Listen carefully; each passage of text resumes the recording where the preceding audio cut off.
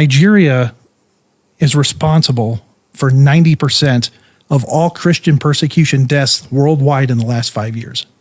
Yeah, it's just incredible. And no one hears about it. No one's talking about it. You know, that's one of the things that I learned reporting on this, is that on the very day that 9/11, that the attacks happened in the United States, the same people who were on those planes, and I mean in the sense of they were carrying the same flag and they were saying the same slogans and they were standing for the same ideology, walked into a village in northern Nigeria and massacred over 200 Christians. And that village was called Rankum, and it was renamed in the language of the Fulani. They took that village and they renamed it Mahanga because it is essentially the command and control center of this genocide.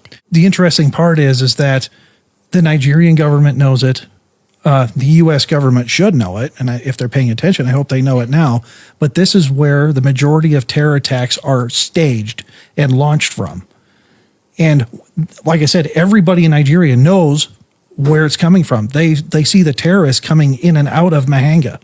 And they chose Mahanga. I mean, translated, the word means watchtower. Watchtower. Because it's on high ground. Mm-hmm. And it was perfectly positioned for them for what began as a series that's now more than 20 years of attacks. 20 years of attacks, and tens of thousands, no, I'd say hundreds of thousands have now been killed, staged from that ground. And wounded and forced out.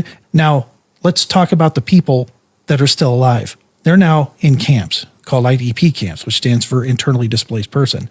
And we estimate that there's between 3 to 5 million IDPs right now. These are Christians without homes, without villages, that are living in camps.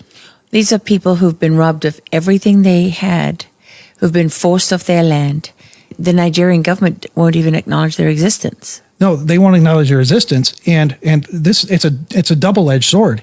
When the Nigerian government doesn't recognize an IDP camp within their own country, that means there's no UN, that means there's no Red Cross, that means there's no other NGO, official government organization, USAID, or what used to be USAID, means those people get zero help if the Nigerian government doesn't establish and say, this is an official camp. And we know that Nigeria government only recognizes 40% of the camps that exist.